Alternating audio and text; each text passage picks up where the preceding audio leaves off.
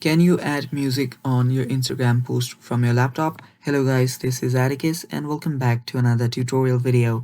In today's video, we'll try to find out if we can add music to our post from our laptop. So without any further ado, let's dive right into it. The first step is of course open up your Instagram on your PC. So head over to instagram.com and log in into your account. After doing that, you should be on your account. You can head over to your profile, and from here you can head over to any post that you want. Now initially you can post directly from your PC as well, but in this video let's just try to edit this post.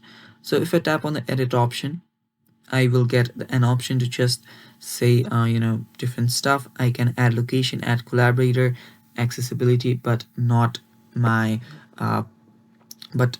music. So yeah, that is how you can edit your info. But what you can do now here is you can add a post as well if you get the option to just post. So if you do that, you'll again find out that you cannot actually post with music in your PC. You will need to use your mobile phone for that. And I hope this answers your question, and that is basically all for today's video as well.